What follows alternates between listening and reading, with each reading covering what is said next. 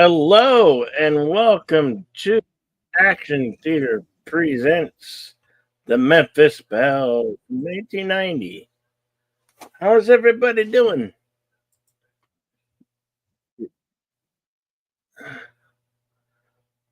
This star director from Crankton. Michael Crankton directed it. Starring Matthew Modine, Eric Schultz, Tate Donovan, D.B. Sweeney, Billy Zane, Sean Austin, Harry Connick Jr., Red Diamond, Courtney Gaines, Nell Gutteri, David Stratham, John Lithgow, produced by David Pardon. This movie has a runtime of 1 hour 47 minutes.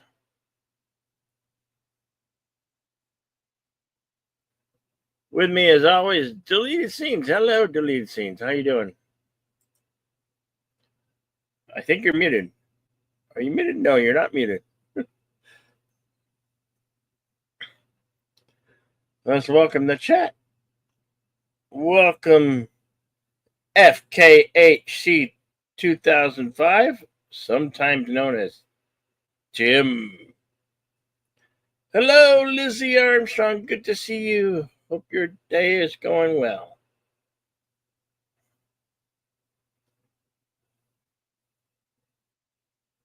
I see we got for Deleted Scenes, we got a $1 super chat just for being extra deleted today, I guess. But we appreciate you, FK8C 2005, or sometimes known as Tim.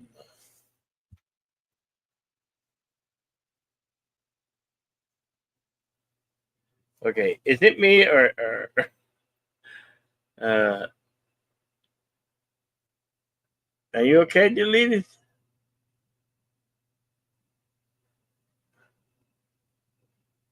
$6:34 a.m. Wow. Wow. Now. So as much as we love to show you these here on YouTube, we are restricted by copyright law and the guidelines of YouTube.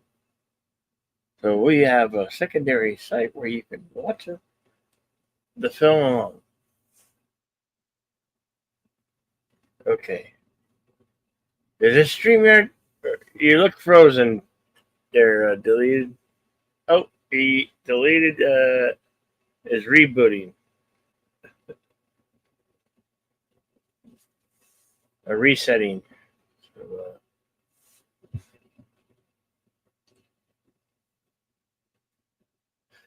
then of Ghost Rider, we're on a holding pattern until Deleted Scenes returns.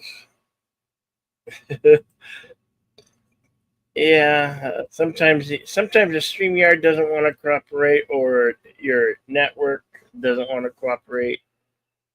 Have issues, especially when there's increment weather going on the outdoors. Hey, welcome, Deleted Scenes. Okay, can everybody see and hear me now? Yes. Okay. Good. How much longer do I have to scream into the mic to say I am not muted? I realized that you weren't muted, and I corrected. What is going on today, StreamYard? Help us out, please. We are trying to do a program here. We are trying to bring you an actually decent movie, unlike some others I can name that are out right now. So, okay, Memphis Belle. The synopsis reads as follows. Let me reboot the IMDb page. In 1943, the crew of a B-17 based in the UK prepares for its 25th and final bombing mission over Germany before returning home to the U.S. And of course, as you notice, quite a cast here. Matthew Modine, Eric Stoltz, Tate Donovan, D.B. Sweeney. You will recognize everybody who is in this movie. And this is directed by Michael Caton Jones, who, if I remember correctly, also directed This Boy's Life and directed Basic Instinct 2. Okay. Never actually. There was a sequel to that? Yeah. There was. Okay. My IMDb is being pretty slow. But yeah, he's. You forgot to mention that there's Harry Connick Jr. and Billy Zane. Harry Connick Jr. Yep. And Sean Astin. Yes, indeed. All right. So without further ado, I do want to let everyone know that my avatar for the show this evening is the actual Memphis Belle, and this was a pic that was sent to me by FKHC 2005, who of course is in the chat. And has also sent both the super chats. Thank you again. Lizzie Armstrong also with us, as well as, let's see, who else? I thought I saw some other people in here with us. All right, well, whether you're with us or if you're lurking or if you're just in Cosme, perfectly fine. This as long as you enjoy the show. And unless you do have your own physical copy, which I happen to have mine right here.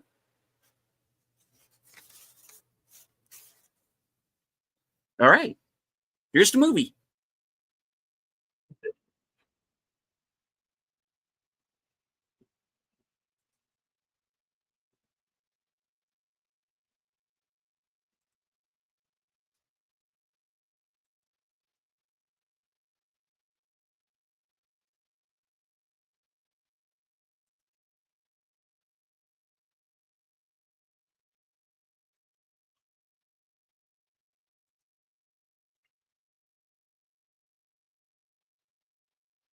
A fierce battle raged in the skies over Europe.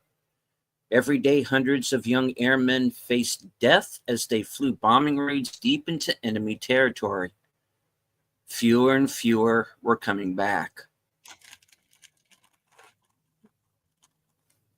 You still got your camera on.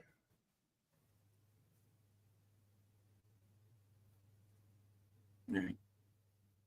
But y'all can still hear me okay, right? I'm more worried about audio than visual right now. Right. Okay, good. Good. You're good. Okay.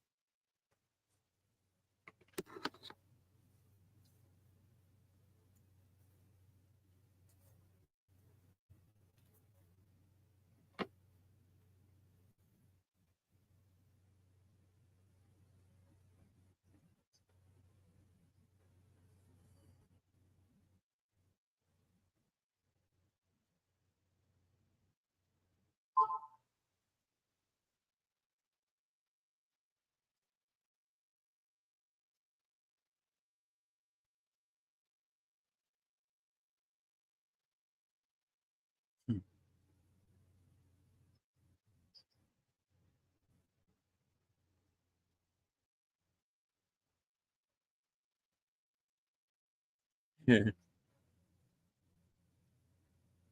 I'm always just waiting for him to go, Outlander!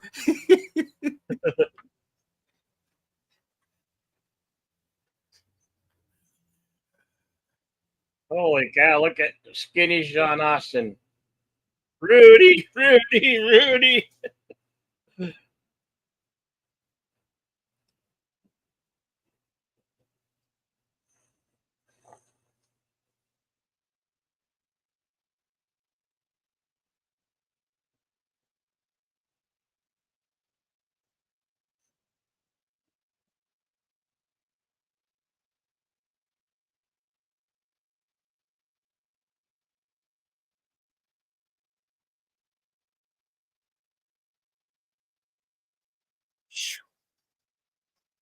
Of course, the famous trailer shot there.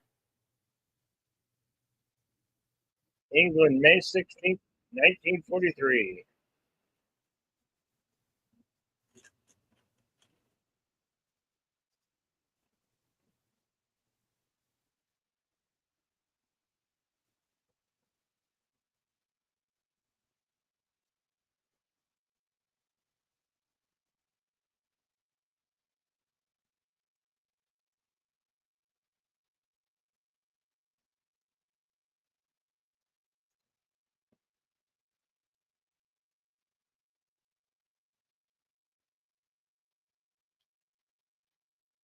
David Strathairn, of course, is the base commander.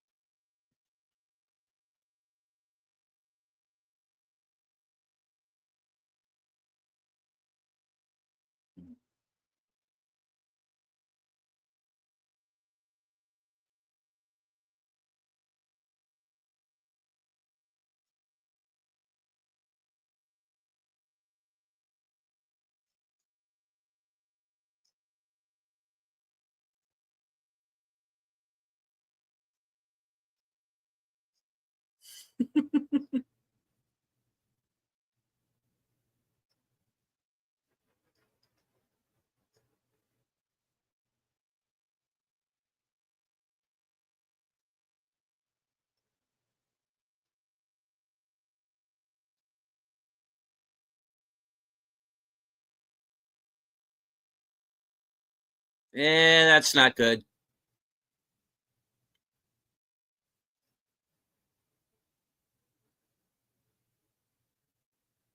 Well, this is going to be a rough landing. Oh my God. Yeah.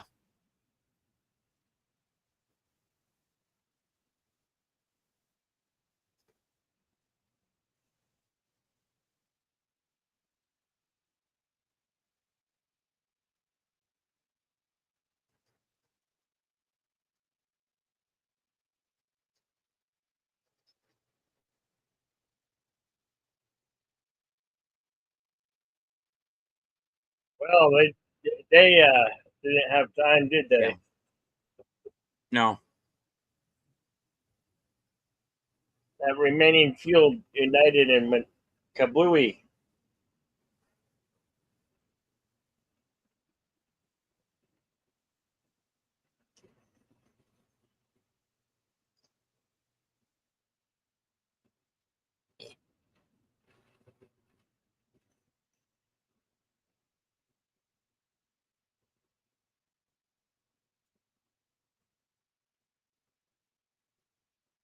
Mm. Mm.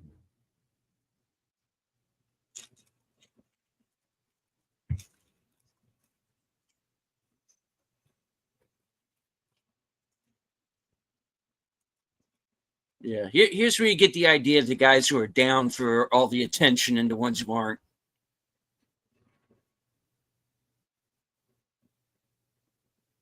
Billy Zane with hair. Oh, Yep. stop the press. That. Oh, I seen that. I have that episode of Amazing Stories. I have the whole season. That's a great episode. Oh yeah, FKH. that was yeah. Uh, Kevin Where the guys, Costner and Casey Simaska. Yeah. yeah, he's stuck in the turret at the bottom of the plane, and he's an artist, so he draws the landing gear, and he just believed so hard for it to work, it actually did. Yeah.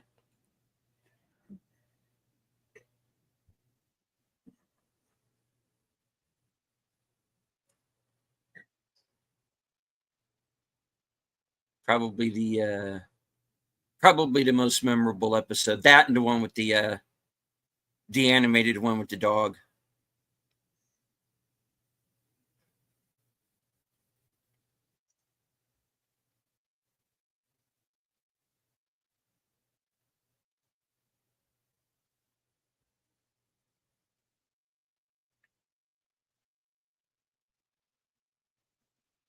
For those of you who don't know, Amazing Stories is kind of an anthology TV show that Mhm. happened back in the early '80s.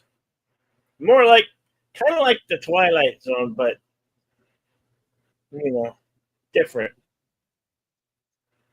Little short stories.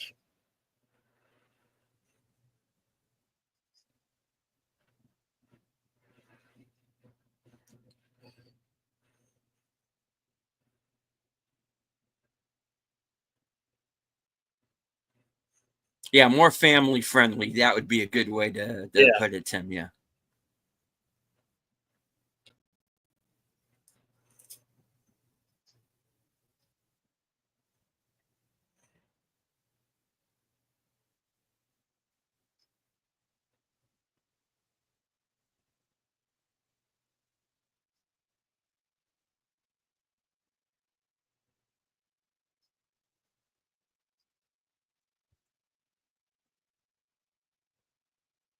Of course, Reed Diamond, who wasn't he was kind of like the new guy when he did this movie, but he's gone on to be in the Homicide: Life on the Street TV series. He was a recurring villain on Agents of Shield. He's in the Josh Whedon Much Ado About Nothing film, and he's out in a movie right now called Drop, which is a pretty decent film. Get a chance to see it.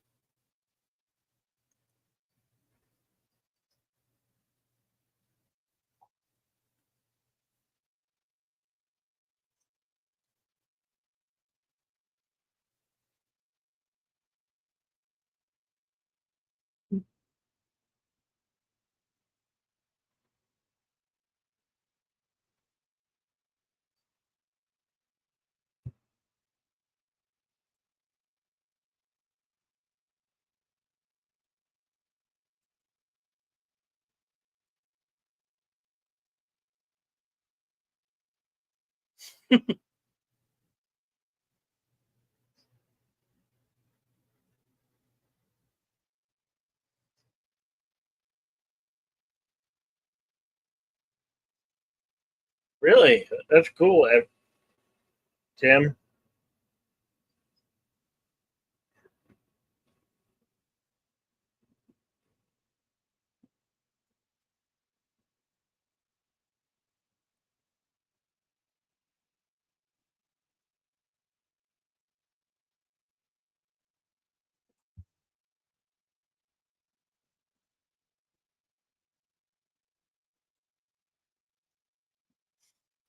Sending him to bomb Mordor. Well, you're kind of close, really.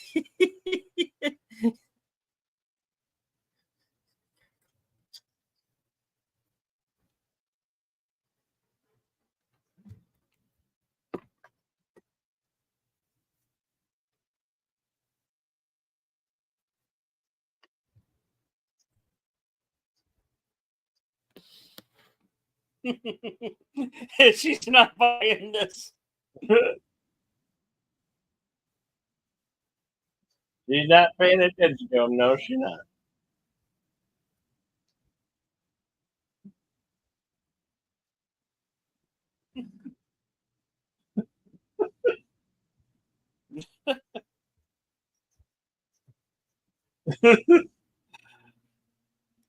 She can't stand you, bro.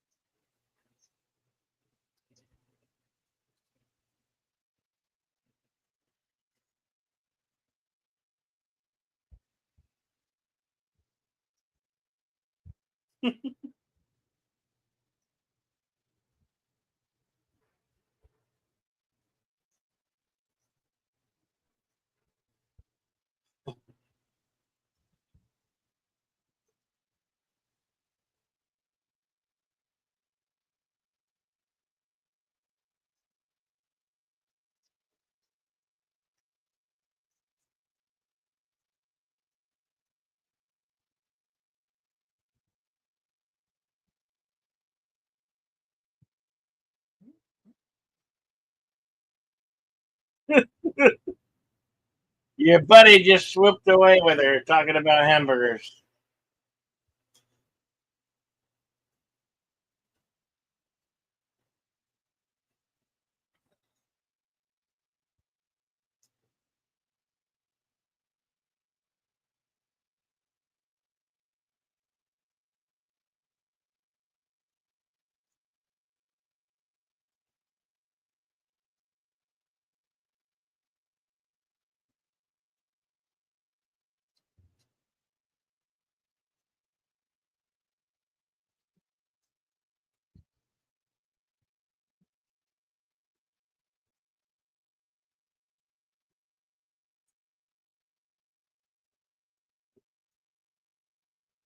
Dude, is that Farscape?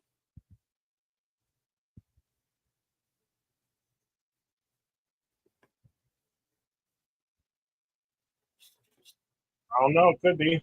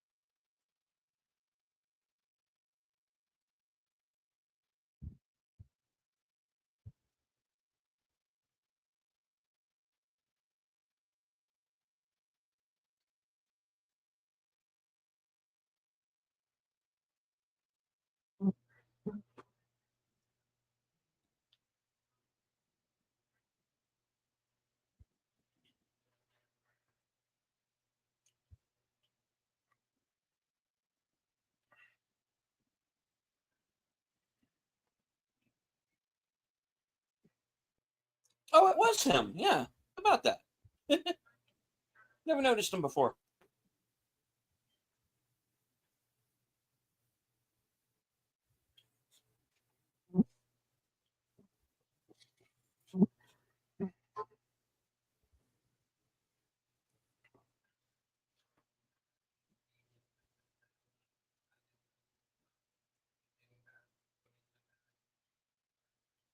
been a while since I've seen this. I'm noticing things I didn't. I'd either forgotten or didn't notice before.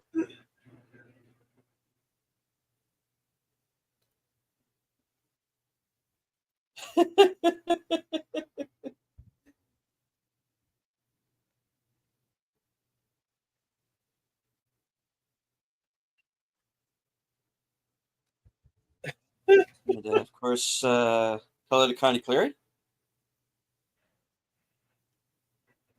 faithful Blue Wrench channel member, Birdwoman of YouTube. Hey, Connie Clary. The Cosme link is at the top of the chat. We are 18 and a half minutes into Memphis Belle.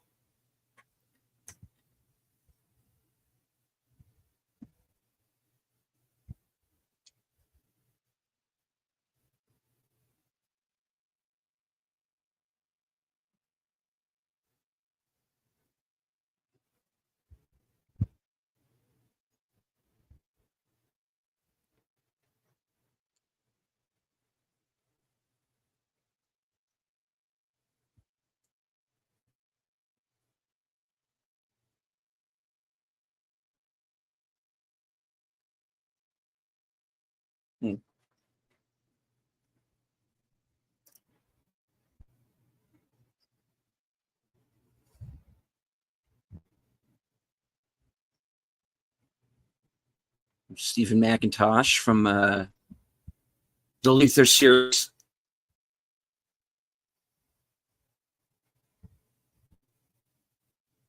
And,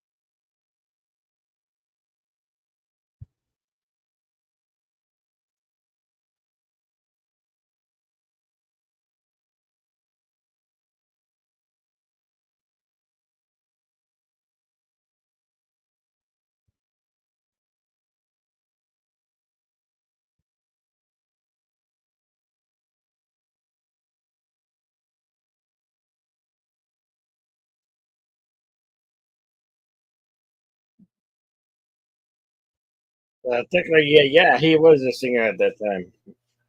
oh, yeah. Major.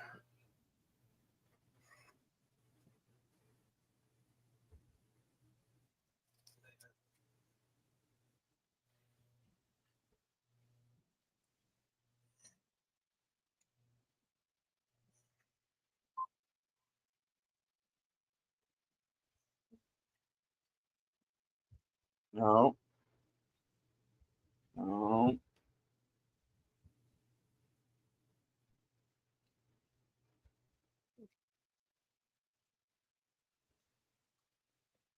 Talk Sorry, about seven. talk about superstitious. Yeah, very. And I don't blame them.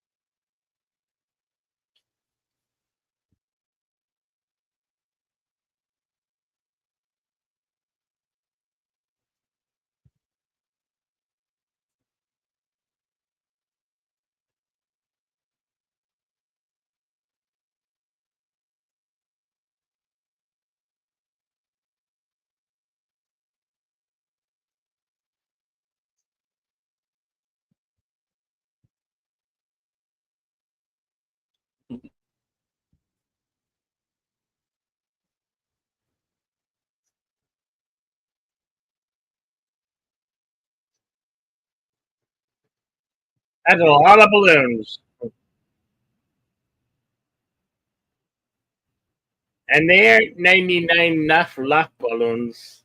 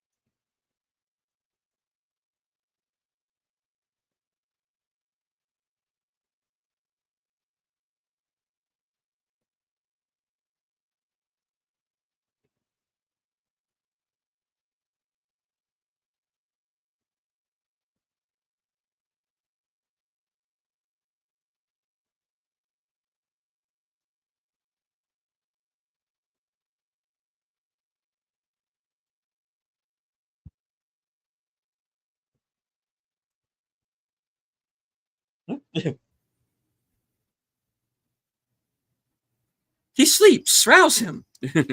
Oh, he's died. Sorry, no. Different movie.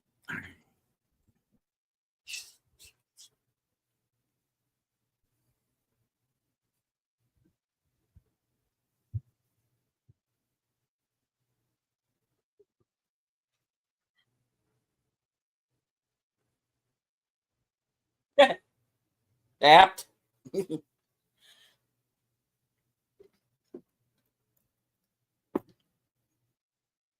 Mandan.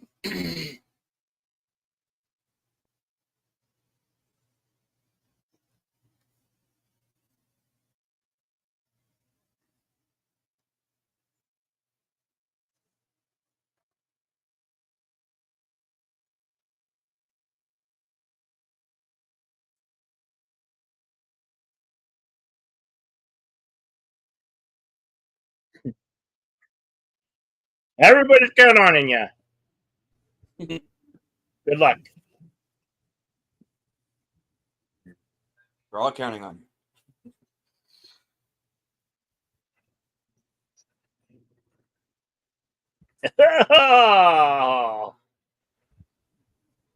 You got a pocket full of vomit.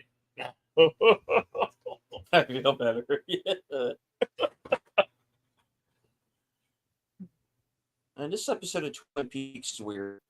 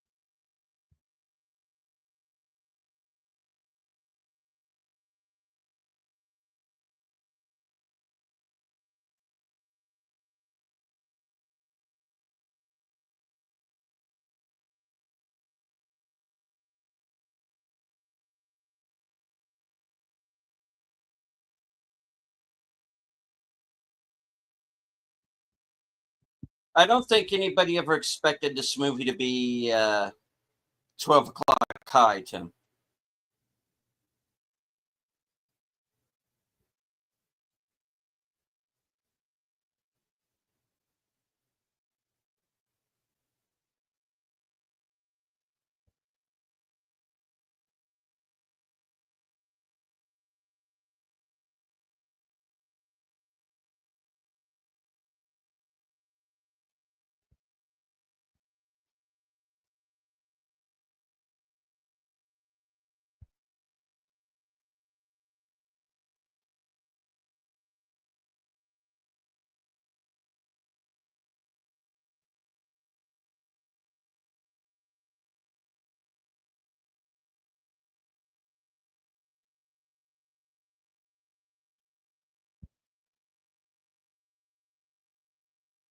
It may be highly fictional, but it's based on some true events. Yeah.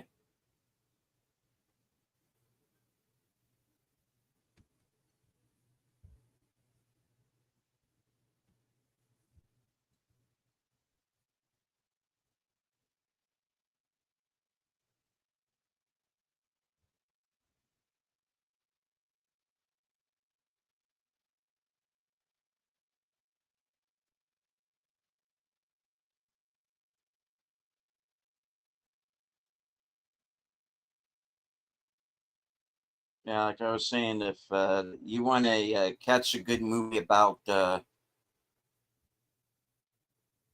bomber pilots, 12 o'clock high is definitely one you could just check out.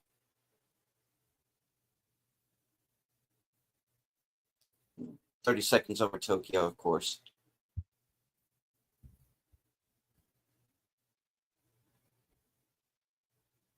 They also made a movie of Fat Man and Little Boy, the two planes that delivered the bombs in Hiroshima and Nagasaki. Hmm.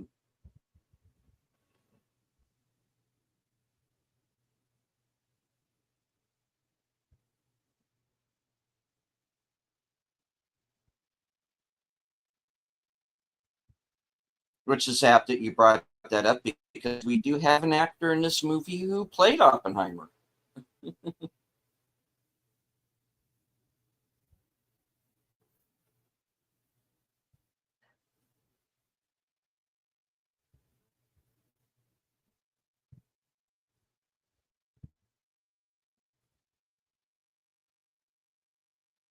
Oh, you got this step for nothing. Status quo stuff. Yeah, yeah. And that was your PG-13 F-bomb, folks. Thank you.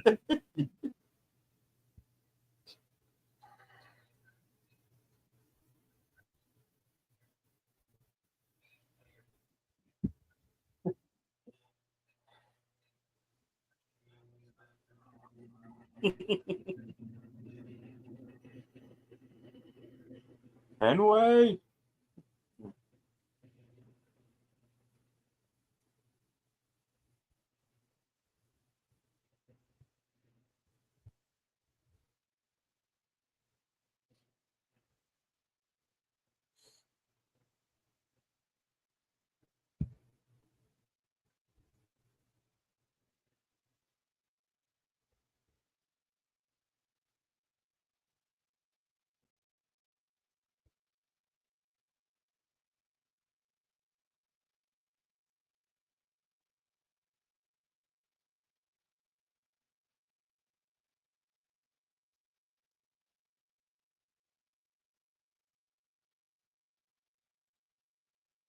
That you will no longer refer to him as the Virgin Connie's whale?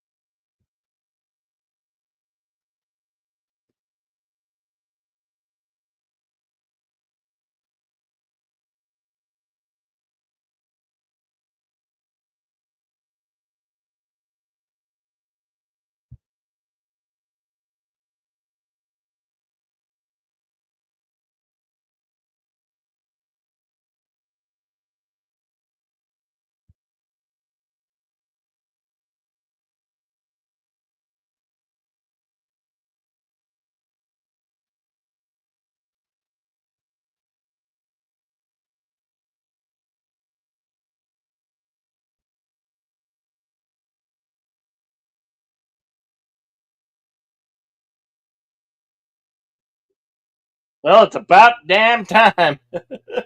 Yeah. I'm starting to get going gray hair. Waiting.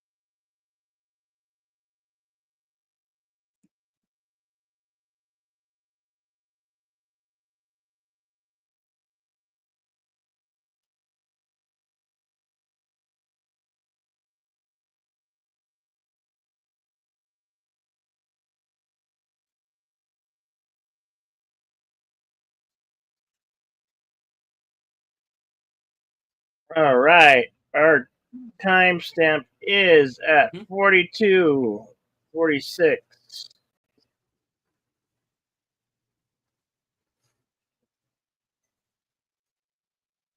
Memphis Belle just taking off and Yeah. is in the air for her final journey. And yeah, and from pretty much from here on in, aside from a couple of scenes, we're pretty much in the plane on the mission. And hello to Emoji Queen, Lady Mist. Lady Mist, good to see you.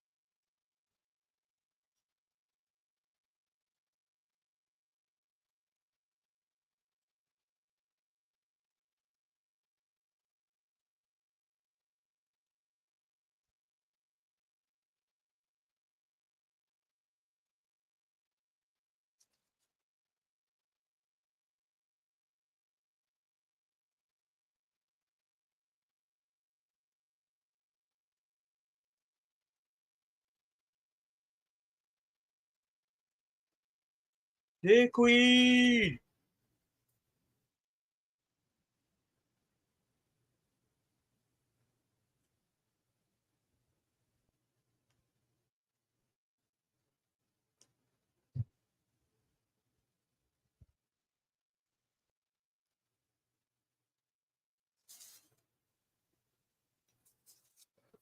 As a matter of fact, I do own this guy.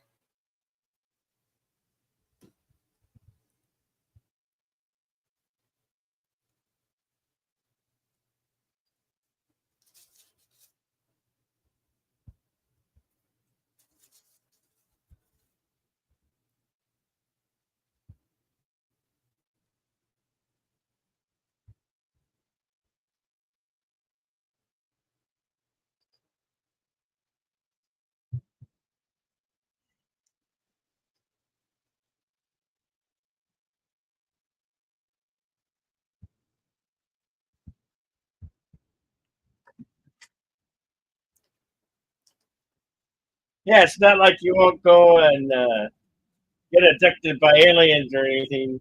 Oh, that's another film.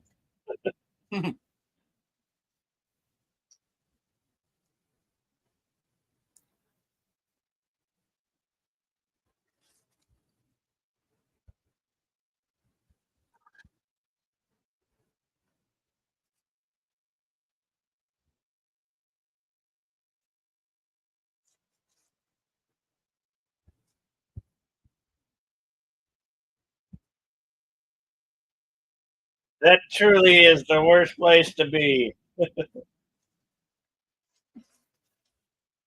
The belly gun.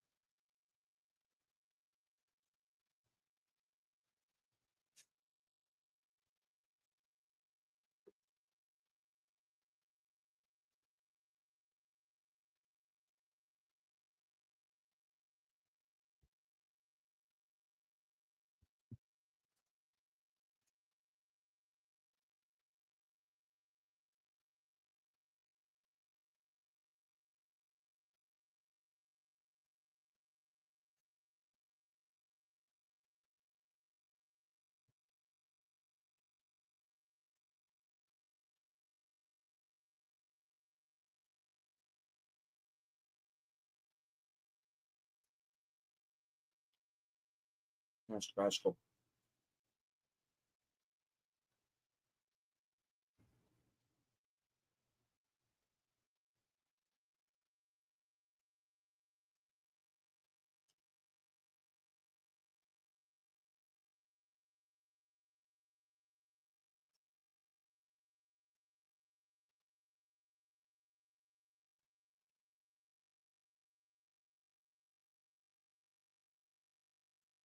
The Allied Forces Network.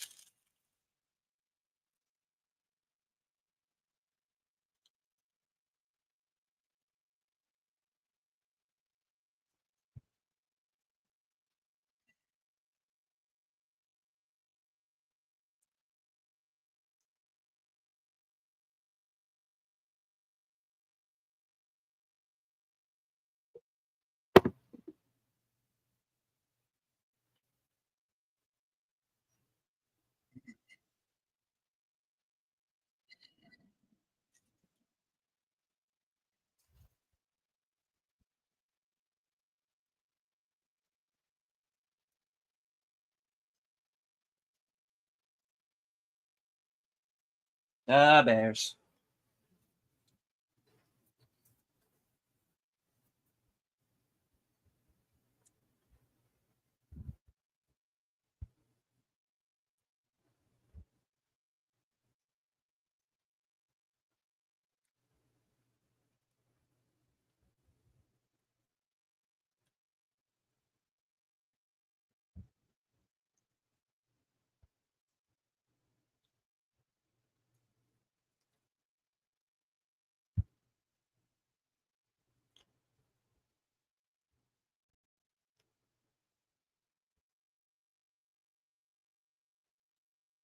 Yeah, because that's no Nikon.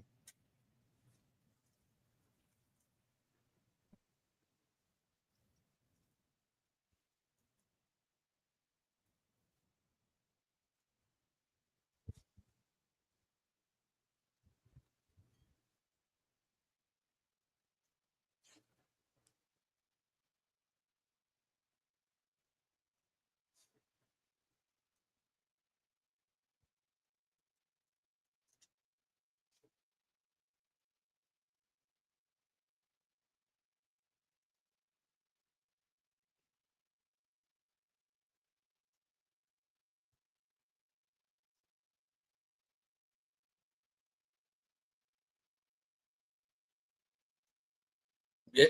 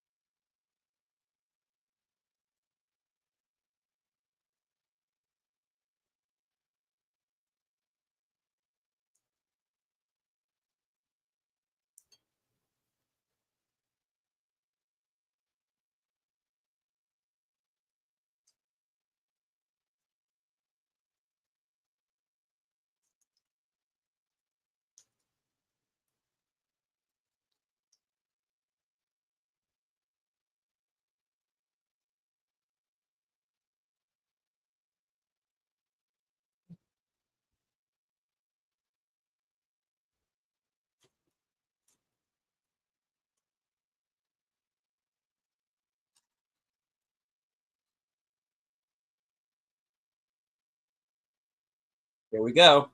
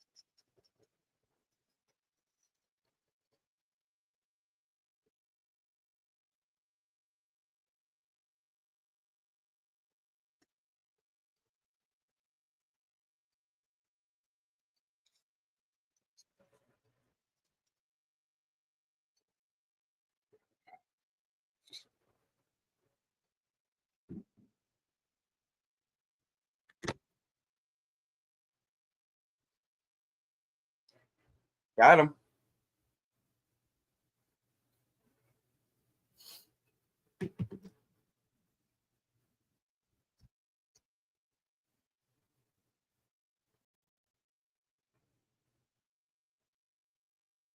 I think those guns are 50 cal, or 30 millimeter. Hopefully, I'd say they're 50 cal.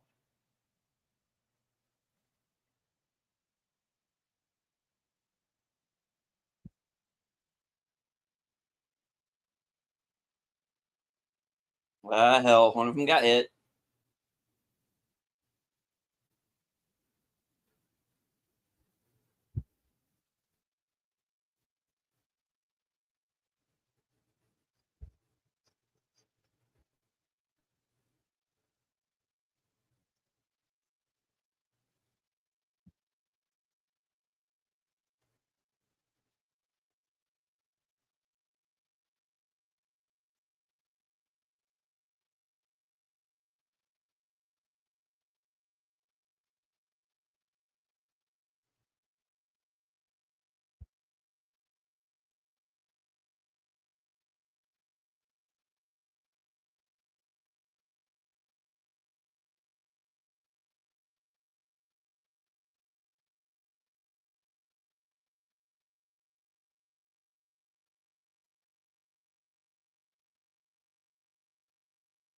Mm.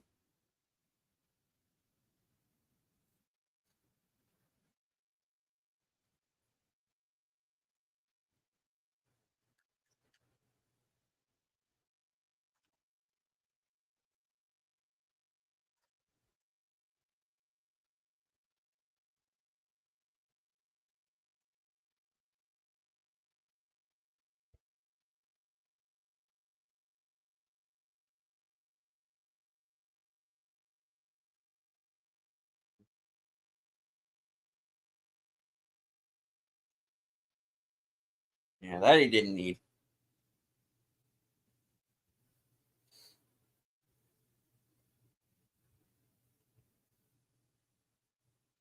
Another good one, Tim, from Heavy Metal. Mm-hmm.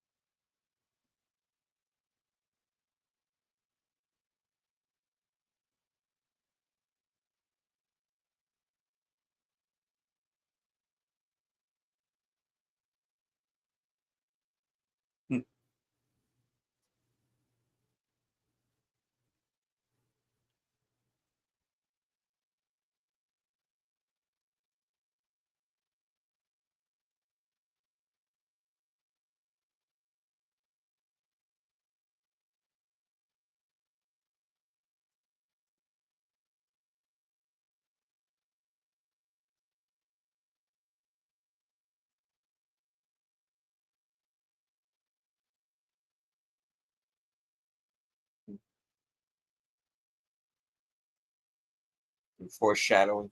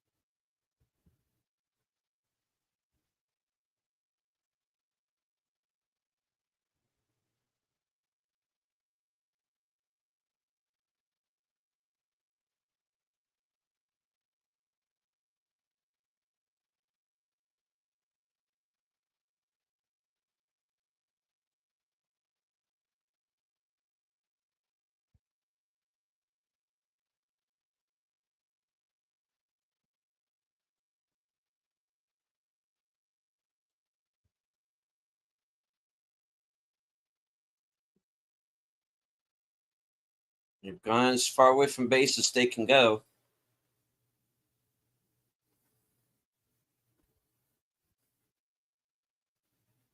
Man, he's always losing that damn medal. Yeah.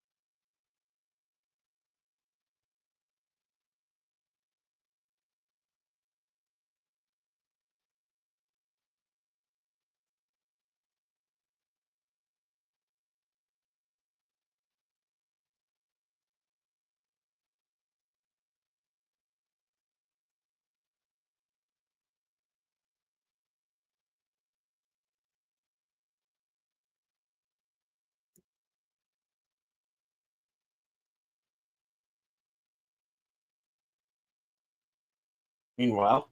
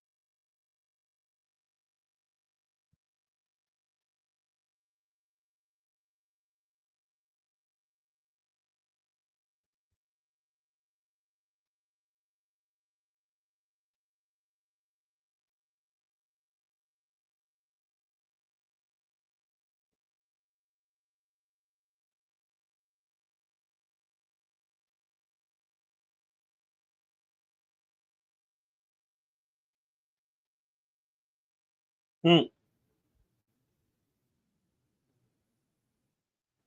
Yeah, that's a little close.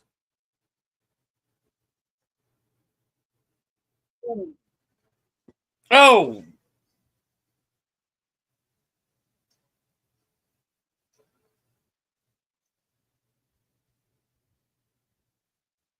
They're dead stick.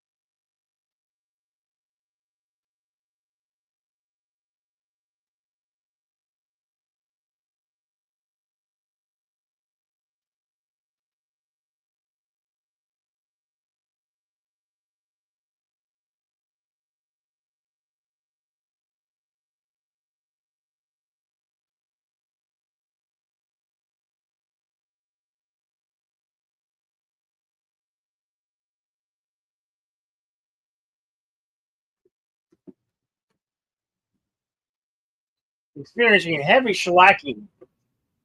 Yeah. A lot of flack.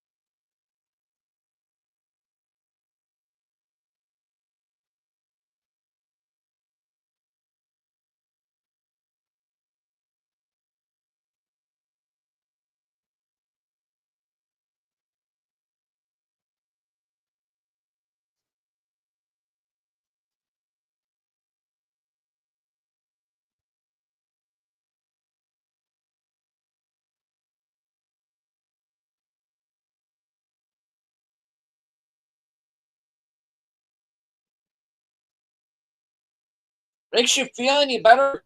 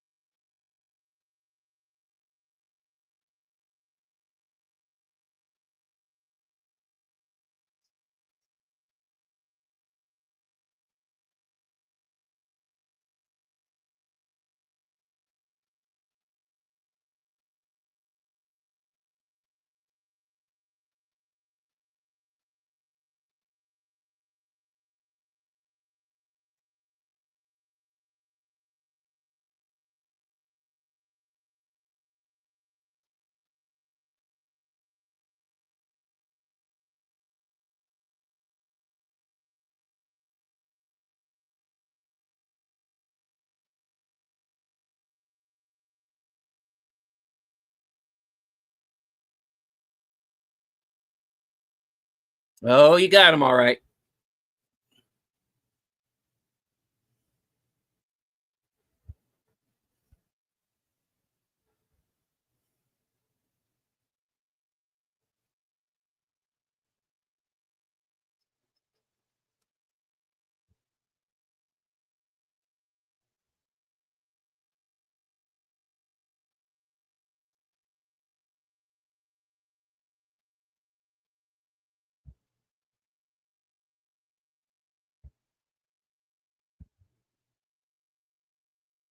Farscape and Luther are gone.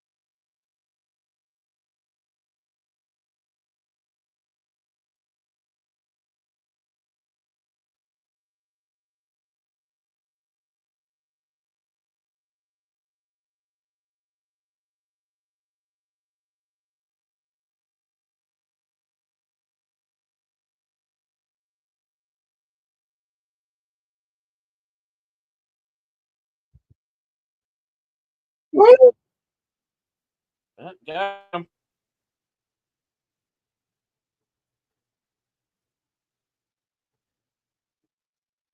Now I got to get home.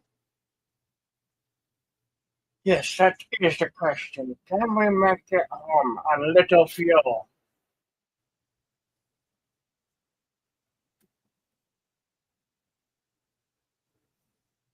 Did you lose it again? Hello to Big Up Presents. Hey, big Daniel, girl. Daniel Berry Sports Highlights. JPRPH1.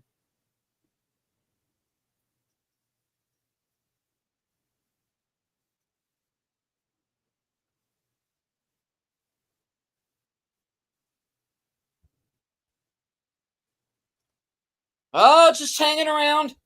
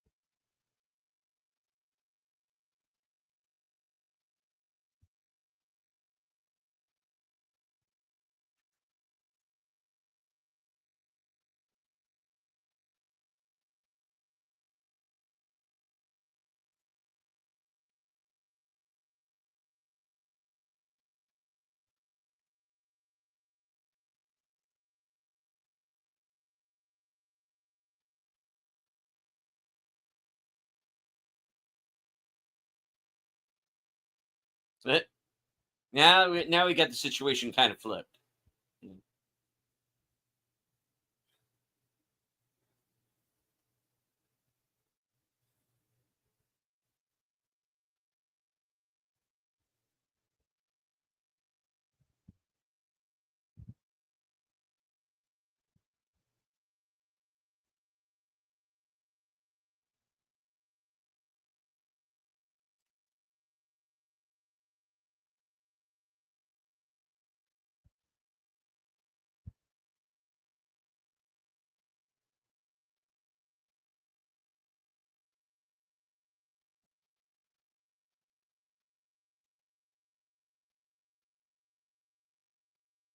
And your number one is going out.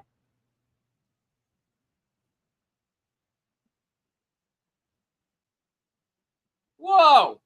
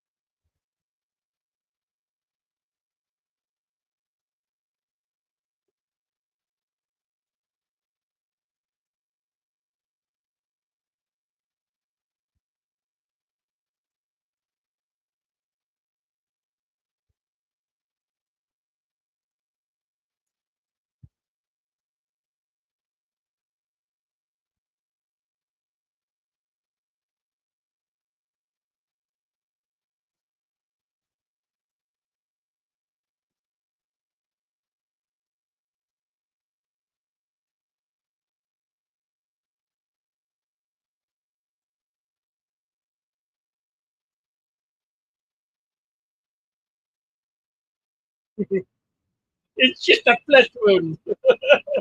Yeah. Where you going? I'll bite your legs off.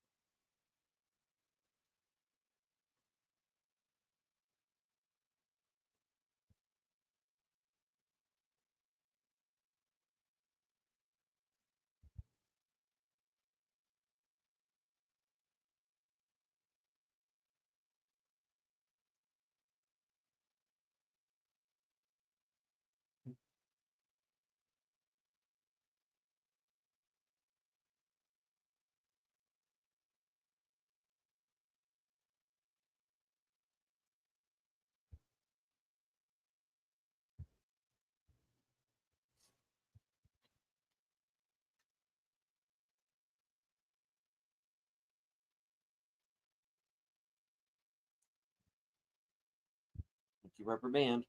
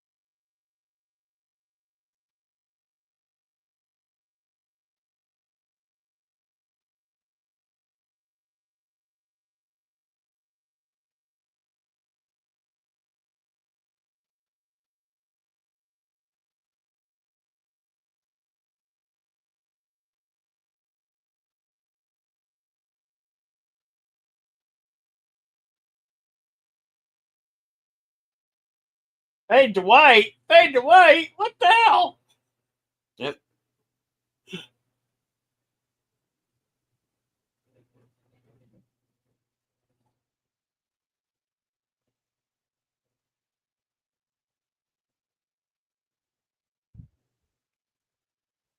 Here are the first planes coming back in.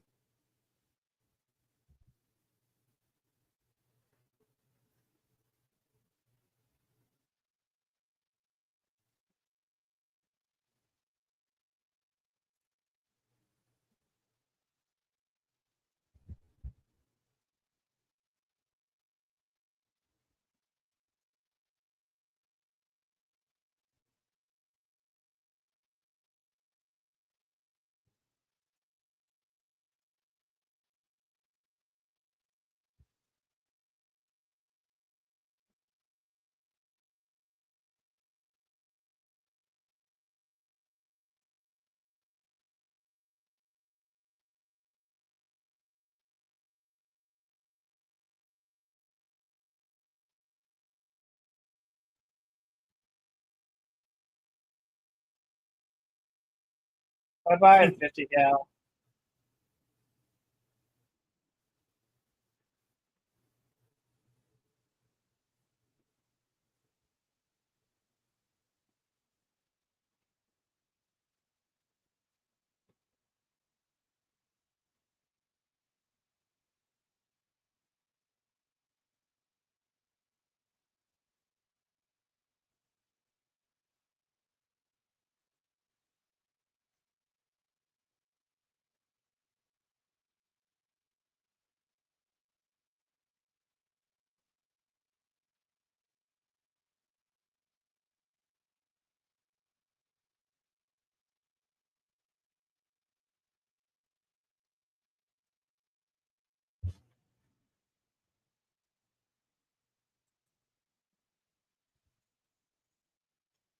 We're at 131.19.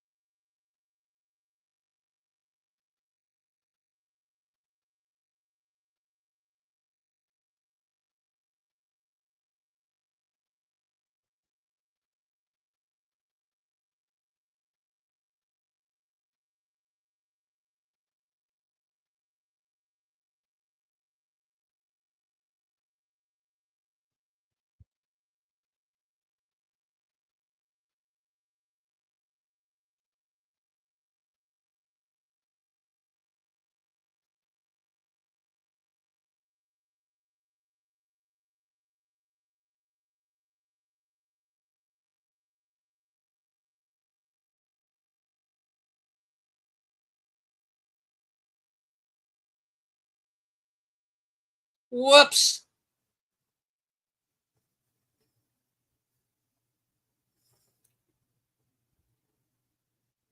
Yeah, we're supposed to open the bomber bay doors. Jeez.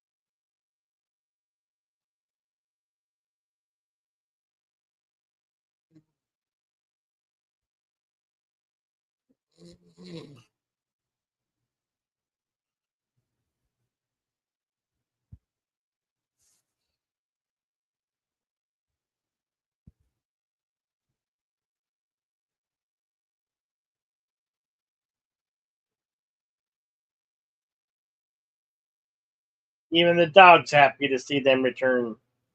Yeah. Well, that was a lucky one.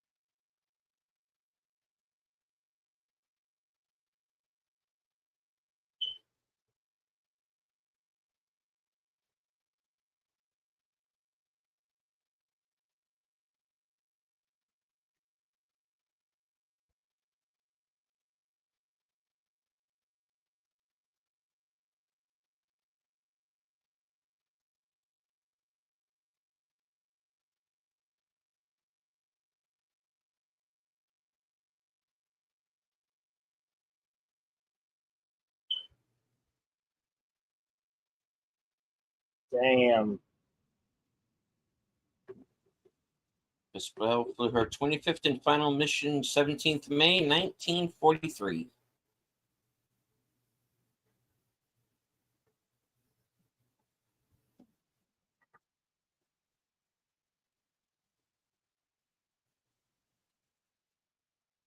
For 250,000 aircraft battled for supremacy in the skies over Western Europe, and nearly 200,000 air crew lost their lives.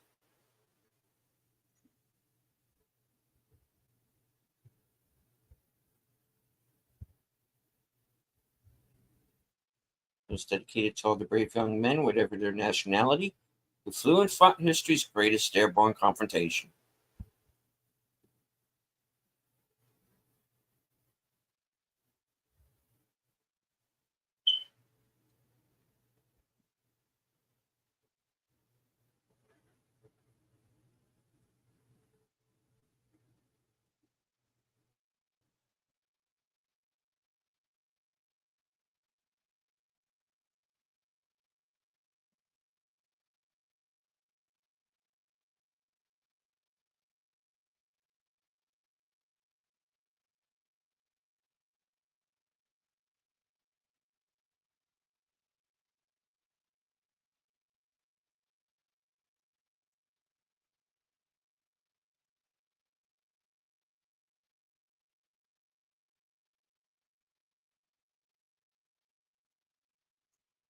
I'm not the hobbit.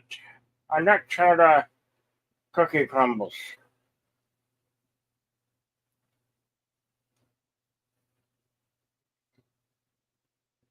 You want to consult the scrolls?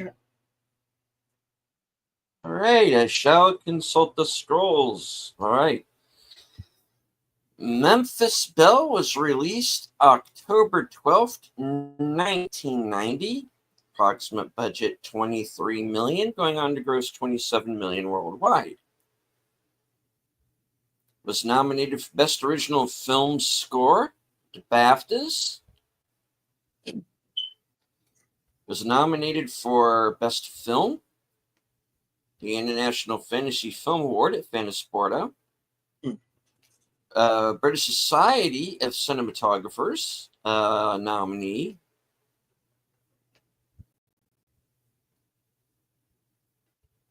The Evening Standard British Film Awards gave Best Technical and Artistic Achievement to cinematographer David Watkin. And at the Chicago Film Critics Association Awards, Billy Zane was nominated as Most Promising Actor.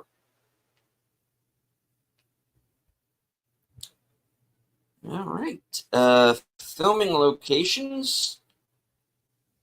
And Tim called it. IWM Duxford, Cambridgeshire, UK. Also filming in London, Pinewood Studios.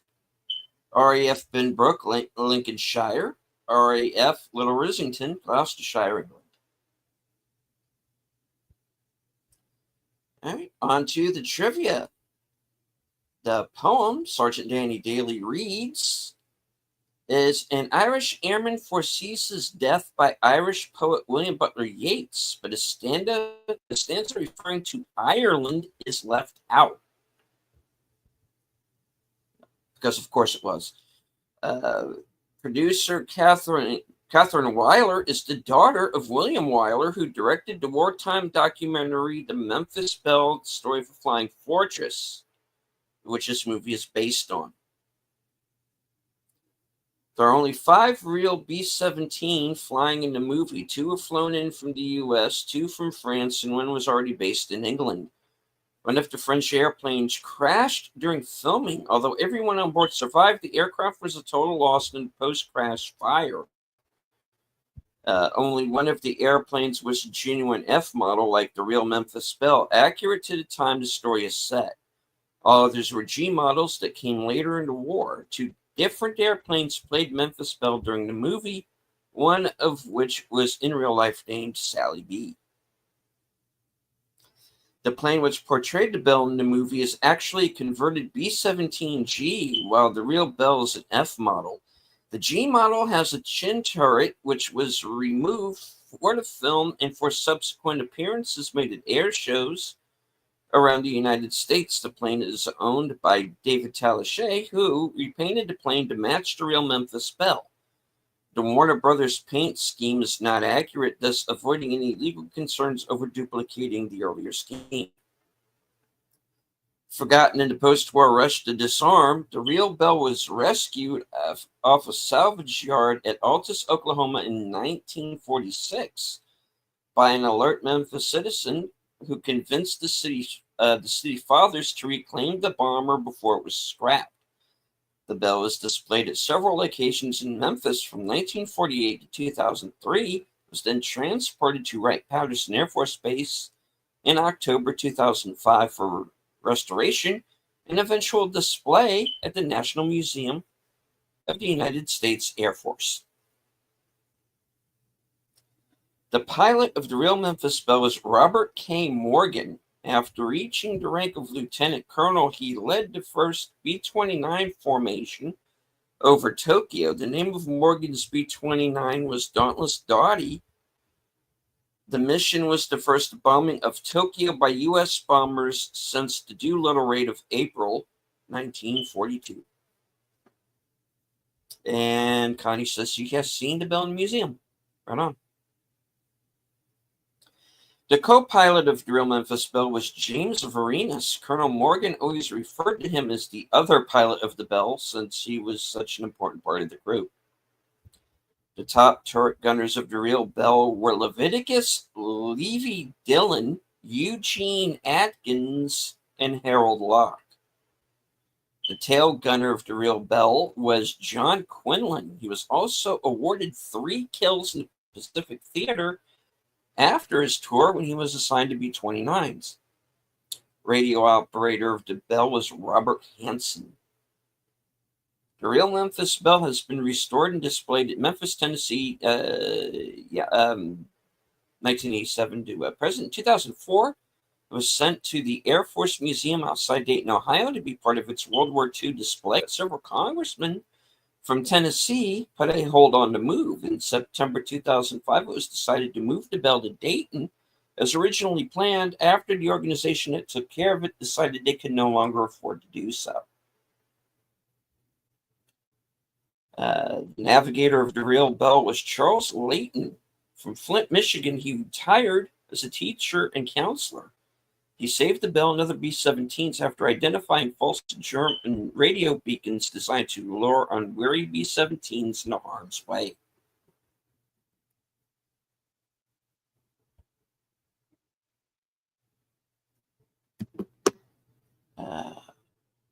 There's a little bit more here.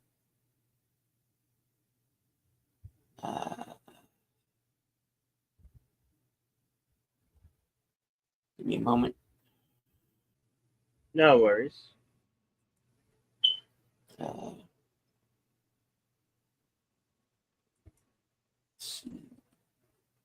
Okay. The bombardier of the real Belle was Vince Evans, Hollywood writer for Bogart, friend of Ronald Reagan, Jimmy Stewart, June Allison, was a restaurant operator, race car driver, completed his second tour of duty aboard B-29s with Morgan in the Pacific. The ball turret gunner of the real Belle was Cecil Scott from Altoona, Pennsylvania. From down there, I could see everything, he said. He fired at a great many German fighters and achieved one damaged credit, retired from Ford Motor Company after 30 years. Joe Giambroni was the crew chief of the Belle. He kept the Belle flying through 6 months of combat, replacing 9 engines, both wings, 2 tails, both main landing gear assemblies, and more.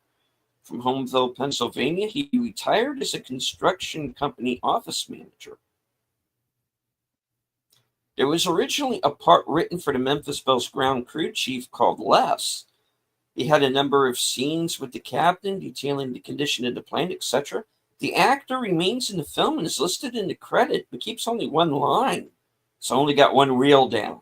It's not specified as the crew chief of the Belle at any time in the finished cut, meaning his one line makes him look like a glorified extra.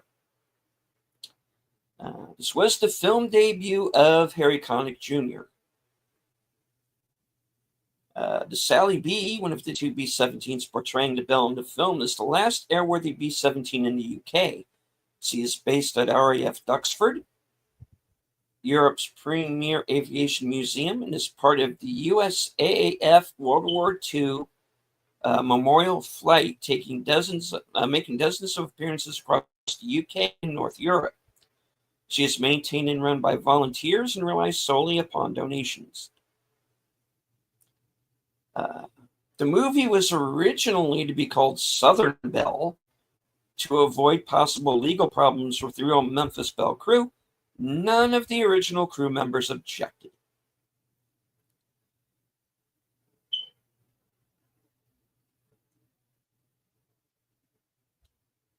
All right. We got that already.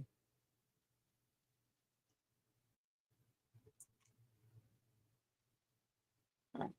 The Memphis Belle was named for Margaret K. Polk of Memphis, Tennessee. Although she and Robert K. Morgan broke off their engagement after his returning to the U.S., they remained friends for life. Polk died April 5th, 1990. Her obituary, titled The Memphis Belle, Margaret Polk Dies, appeared April 6th, 1990 in the Memphis Commercial Appeal. It runs almost 23 column inches. During the second squadron landing, one of the B-17s fires a red flare. In 1943, this would have been done to let the ambulance crews know that particular plane had wounded on board. Memphis Belle was originally conceived by its producer, David Putnam, as a film about a British aircraft bomber and its crew, but the film was transformed by its American financial backers into the story of the youthful crew of a celebrated American B-17 Flying Fortress. Putnam lamented the fact that because of this, a British story could not be told in the way he had conceived it, and in all probability would now never be told. Sandra Bullock filmed the role that was deleted from the final print. They cut Sandra Bullock out of the movie, folks. All right. All right. The real Memphis Belle is an early production B-17F model. The aircraft used to portray the Belle in the movie is a B-17G, modified to look like an F. To do this, the chin turret used on G models and the last of the 100F models was removed. The football radio antenna under the nose was moved forward, and enclosed waist and radio gunner positions were replaced with the open windows found in F model B-17s. However, the top turret is still the high roof type of a B-17G, and the nose perspex window is a non-ribbed single piece with no guns mounted in it. All B-17Fs had at least one mount for either a 30 or 50 caliber machine gun in the perspex window. Many had more than one. The actual Belle has two 30s, while the Gs mounted two 50 cals in the chin turret instead. The aircraft's appearance is not exactly like the actual Memphis Belle. The nose art style of the bomb markers indicating completed missions, group ID markings, DFA, and tail number 124485, USAF serial number 41.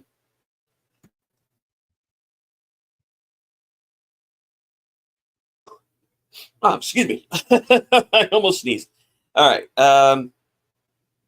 USAF serial number 41244485 are accurate.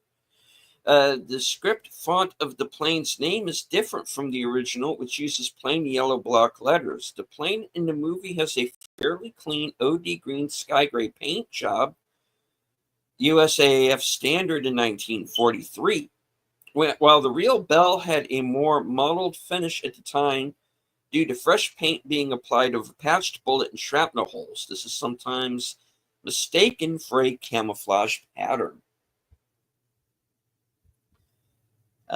Bombardier First Lieutenant Val Kozlowski is depicted looking through a northern bomb sight and releasing the bombs with the salvo switch when he sees the target in the crosshairs.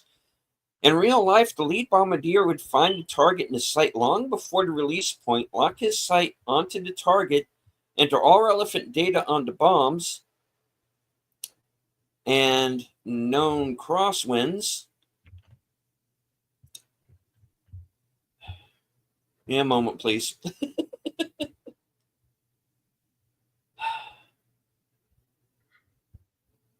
okay, you're good. I hate it when people call me on my phone when I'm trying to use it. Hold on. Okay.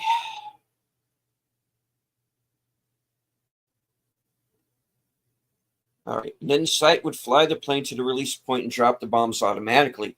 Bombardiers and other planes would hit their salvo switches when they saw the lead bomber drop their bombs. If done right, the system was capable of pinpoint accuracy.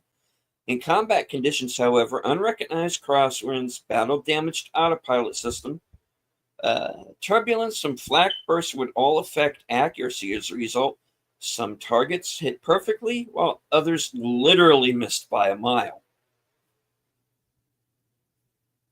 In the footage that plays while Lieutenant Colonel Derringer reads Colonel Harriman's letters is actual film footage from USAAF combat photographers and Luftwaffe gun cameras. It shows B-17s and B-24s in combat actually taking heavy damage or being shot down. One of the pilots who ferried and flew one of the B-17s for the movie was actually a P-47 pilot who flew in Europe at the end of World War II. His name is Captain Don Clark. Actor Matthew Modine's uncle, Wilder Modine, was an actual B-17 pilot during World War II. Matthew wore his uncle's uniform and bomber jacket in the film and later donated it to the Wounded Warrior Project.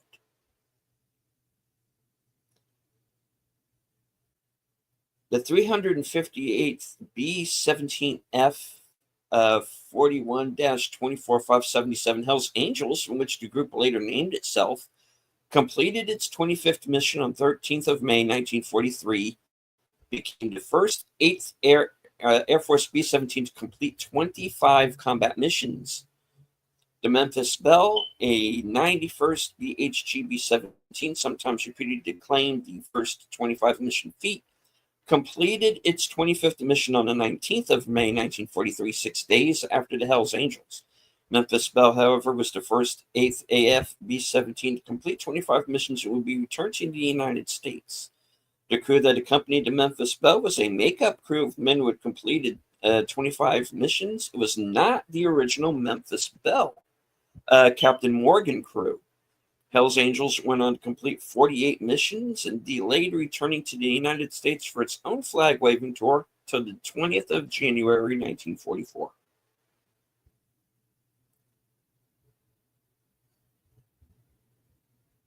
All right. 3 actors from Memphis Belle were cast in Back to the Future. Billy Zane played Match. Courtney Gaines played the creep Dixon, who cut in on George and Lorraine at the Enchantment Undersea Dance. Eric Stoltz was originally cast as Marty McFly and even shot scenes for the movie, but was let go and replaced with Michael J. Fox. The left waist gunner of the real Belle was Clarence. Oh, still with me, Bill?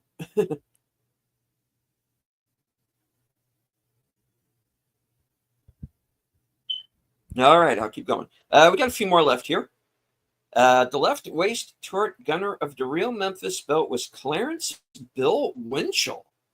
The right waist gunners of the real Memphis Belle were E. Scott Miller and Casimir Nestel. Part financed by the short-lived British television channel, British Satellite Broadcasting. A year or two later, BSB got into financial trouble and were bought out by rival Sky Broadcasting and eventually became Sky. The relative critical success of this film inspired the BBC to set up their own film production office, who frequently produce or are a production partner on many British-made medium-budget productions. Although made for the theatrical market, this film was part financed by the short-lived BSB, as we said. Subscription channel would hope that by investing in original content like this, and by having fast-tracked broadcast rights, they would be able to attract new subscribers. 3 months after the theatrical release of this film, was released on video rental, by which time BSB, which had been financially struggling for several months, had been bought, like they said, by Sky Broadcasting. This meant that Sky were able to start showing this film on their premium movie channel mere days after its home video debut.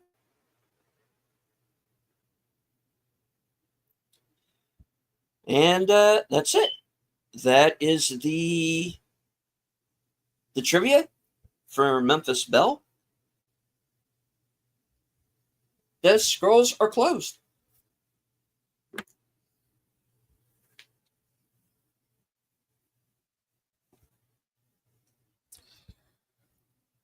All right, so folks, let us know, what did you think of the movie?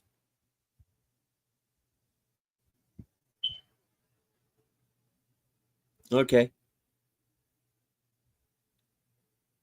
I see, Bill. Just give me a thumbs up if you can hear me, Bill. Okay. Connie says she liked it. Okay. I guess we're going to go ahead and end it here. On behalf of Bill and myself, please, thank you both. Thank you all for being here.